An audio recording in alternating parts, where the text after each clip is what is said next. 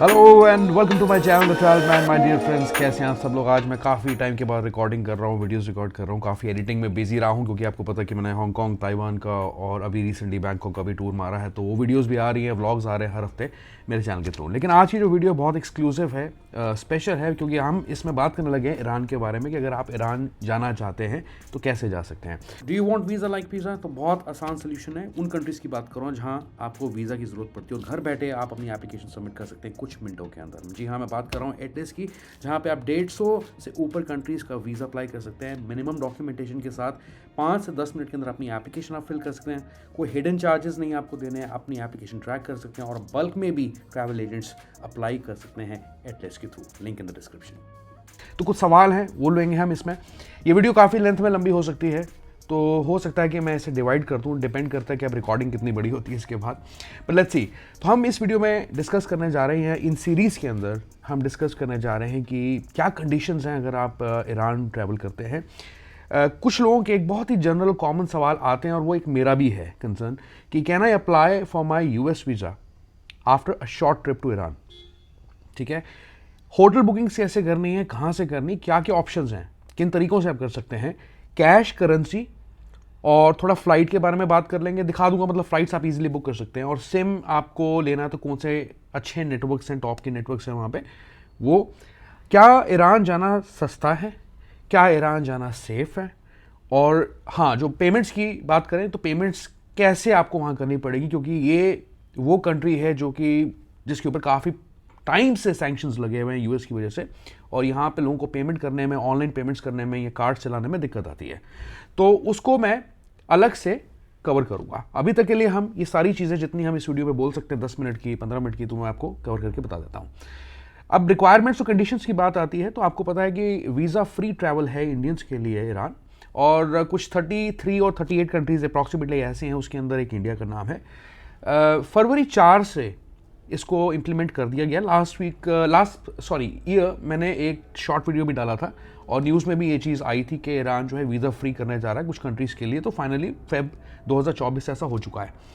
तो अगर आप इस प्रोग्राम के तहत जाते हैं, वीज़ा वेवर प्रोग्राम के थ्रू जाते हैं, तो ये स्ट्रिक्टली आप टूरिज्म के लिए यूज़ कर सकते हैं। बिजनेस के लिए आप इस वीज़ा को यूज़ नहीं कर सकते हैं। ठीक है, प्योरली फॉर टूरिज्म। अगर आप इस फैसिलिटी को अवेल करना चाहते हैं तो आपको बाई एयर ही जाना पड़ेगा। बाई लैंड अगर आप किसी और कंट्री से एंटर करने लगे हैं तो उस केस में आप वीज़ा फ्री फैसिलिटी एंजॉय नहीं कर सकते। उसके लिए आपके पास ऑलरेडी वीज़ा होना चाहिए एक।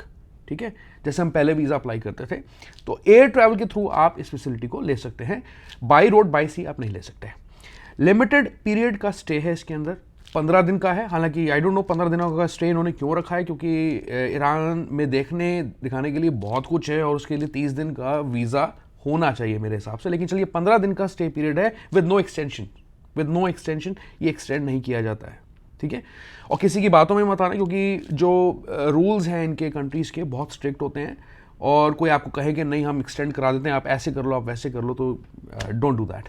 ठीक है, और अगर आप ये सोच रहे हैं कि आप ईरान एक बार चले गए छोड़ के फिर आप किसी और कंट्री में चले गए, तो 6 महीने के बाद ही आप इस फैसिलिटी को वीज़ा फ्री की ले पाएंगे। हॉप नहीं कर सकते, कंट्री टू कंट्री हॉप नहीं कर सकते। ये अगर 15 दिन मिले हैं तो 15 दिन का स्टे आपका रहेगा, और 6 महीने के बाद दोबारा आप जा सकते हैं ईरान। रिटर्न फ्लाइट फेयर आपको लेके जानी है, क्योंकि वीज़ा फ्री फैसिलिटी ये ऑन अराइवल वीज़ास के अंदर रिटर्न फ्लाइट्स देखी जाती हैं। ठीक है, रिटर्न फ्लाइट आपने लेके जानी है, और होटल रिजर्वेशन जो आपने करनी है, अगर आप 15 दिन का स्टे पीरियड रख रहे हैं अपना, तो पहले 5 दिनों की रिजर्वेशन एटलीस्ट आपके पास होनी चाहिए। क्लियर है? तो फ्लाइट, रिटर्न फ्लाइट फेयर और होटल बुकिंग ये इंपॉर्टेंट है। कैश के लिए आपको कैश ही वहाँ लेके जाना पड़ेगा, और डिटेल में बात करेंगे कैश के बारे में, कैसे पेमेंट्स करनी है, क्या वैल्यू है, हर चीज़ जो है इस वीडियो में कवर करने जा रहा हूँ या दूसरी वीडियो में डालूंगा। फिर 2 इंपॉर्टेंट चीज़ें और हैं यहाँ पे। आपके पास मेडिकल कवरेज होना ज़रूरी है। पासपोर्ट की जो वैलिडिटी है आपकी 6 महीने की रहनी चाहिए, और एक आपको वीज़ा वेवर फॉर्म भरना पड़ेगा, शायद वो आपको एयरपोर्ट पे मिल जाएगा।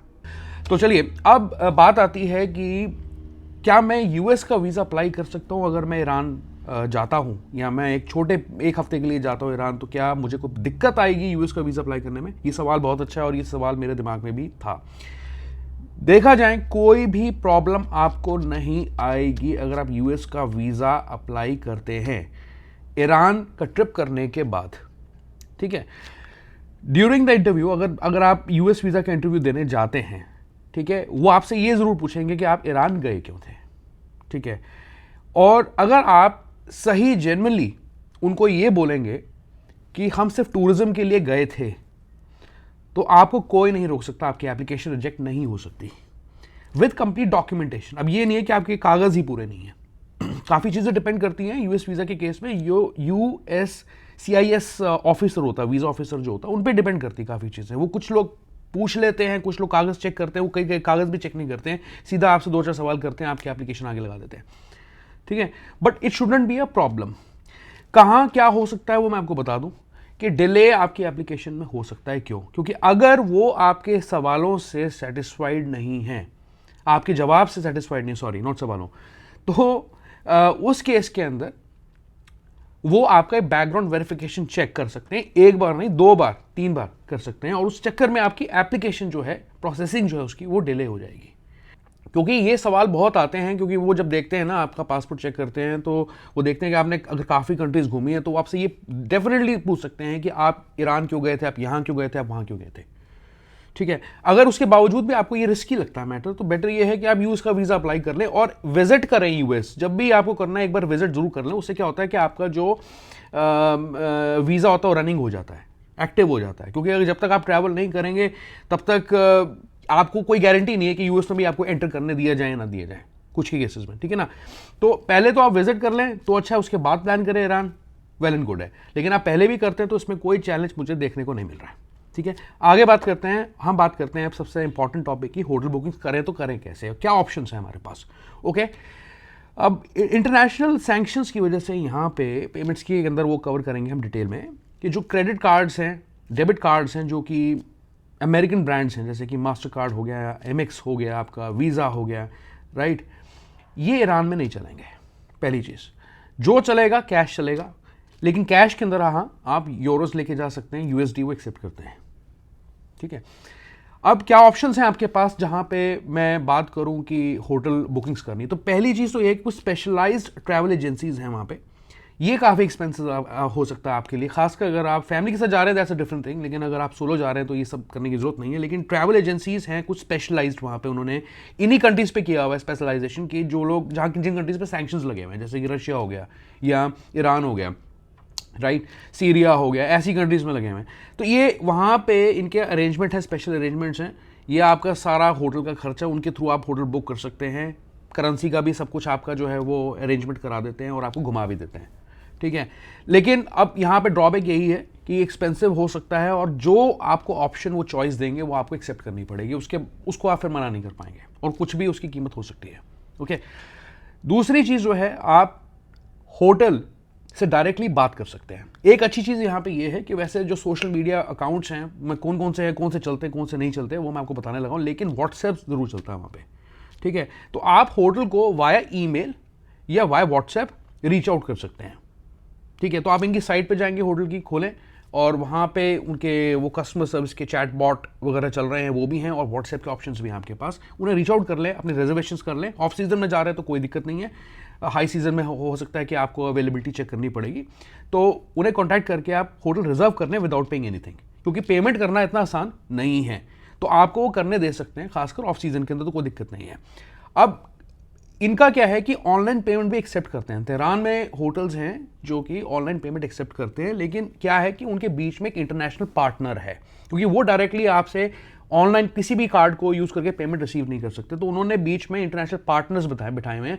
ये इंटरनेशनल पार्टनर्स जो हैं बेसिकली कंपनीज हैं, एजेंसीज हैं, जो दुबई में यूजुअली है, मोस्टली दुबई में है, और यही एजेंसीज आपका जो पेमेंट का अरेंजमेंट है, अगर आप रशिया जाते हैं वो कराती हैं, और अगर आप ईरान जैसी कंट्री में जाते हैं तो उसका भी कराती हैं अरेंजमेंट्स। तो क्या होता है, ये एक ऑनलाइन फॉर्म होता है, वो आपको देते हैं, वो आपको भरना पड़ता है, फिर ये अप्लाई करते हैं, अपने इंटरनेशनल पार्टनर के थ्रू अप्लाई करते हैं, और उनसे पैसा क्लेम करते हैं अपना, जो उन्होंने लिया होता है।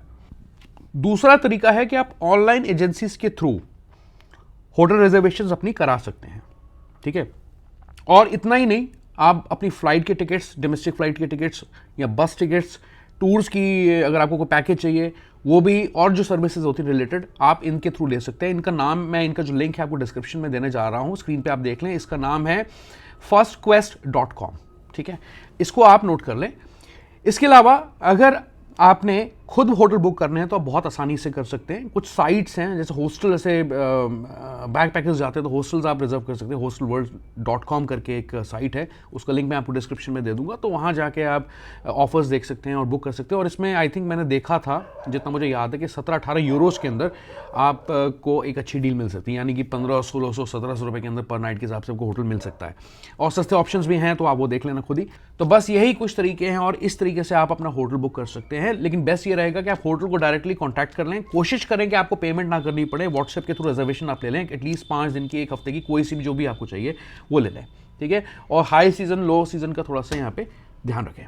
चलिए आगे हम बात करते हैं कि आपको सिम कार्ड वगैरह लेने हैं तो वो एयरपोर्ट से आप लेना ना, सिटी का डिपेंड करता है कि अगर आपको लगा आपके पास टाइम, आपका फ्लाइट शेड्यूल ऑड नहीं है, देन आप सिटी में भी जाके ले सकते हैं, या ऑफलाइन गूगल मैप्स डाउनलोड करके लोग, काफ़ी लोग ट्रैवल करते हैं। That's one way to go about it. लेकिन अगर आपके कहते हैं ना कि ऑड आवर्स में आपकी फ्लाइट टाइमिंग्स हैं, या रात को 2-3 बजे आप आ रहे हैं, तो बेटर है कि एयरपोर्ट सब लेके चलें, ठीक है। तो यहाँ पे कुछ टेलीकॉम कंपनीज है, उनका नाम लेता हूँ मैं। TCI करके है एक टेलीकम्युनिकेशन कंपनी ऑफ ईरान, इसके बाद है mobile communication Iran MCI, MTN intercell करके मोबाइल नेटवर्क है यहाँ पे, राइटेल करके है एक, एरिक्सन भी है यहाँ पे चलता, हुआई भी चलता, ऑरेंज भी चलता है, और ZTE करके भी एक नेटवर्क है, वो भी यहाँ पे चलता है। तो कुछ चाइनीज़ मैं देख सकता हूँ इनमें नाम हैं जो कि मोबाइल ऑपरेटर्स वहाँ पे हैं। फिर इसके बाद हम बात करते हैं फ़्लाइट्स की। अब फ़्लाइट्स जो है बहुत आसान है बुक करने। जो एवरेज प्राइस मैंने देखा, मुझे हैरानी हुई थोड़ी सी कि अगर सैंक्शंस लगे ईरान पे तो आप फ़्लाइट कैसे बुक कर सकते हैं स्काई स्कैनर के थ्रू, खासकर जैसे ये बाहर की साइट है। तो वहाँ पे आप देख सकते हैं कि स्क्रीन पे भी आप देख लें कि आप ईरान की फ़्लाइट्स बुक कर सकते हैं। और इसकी जो एवरेज कॉस्ट है, स्क्रीन पे अगर आप देखेंगे वन वे फेयर हो सकता है जो मैं आपको दिखा रहा हूँ, लेकिन जो एवरेज कॉस्ट है 25 से 30 हज़ार रुपये के बीच में फ़्लाइट रिटर्न आपको पड़ सकती है, ठीक है। तो फ्लाइट्स trivago.com करके है, और बहुत सारी साइट्स हैं, आई थिंक क्लियर ट्रिप भी है इनमें से। आप कुछ किसी भी साइट से जो है ईजिली ईरान की टिकट्स बुक कर सकते हैं। और मोस्टली जो टिकट्स हैं, जो मोस्टली फ़्लाइट्स हैं, वो आपकी वाया दुबई, आबू धाबी से ही जा रही है, जैसे सेम मॉस्को के केस में आजकल हो रहा है कि डायरेक्ट फ़्लाइट्स की कमी है, ठीक है ना। चलिए आगे बढ़ते हैं, बात करते हैं कि क्या ये आपके लिए सेफ़ है, क्या आपको ईरान ट्रैवल करना चाहिए या नहीं करना चाहिए।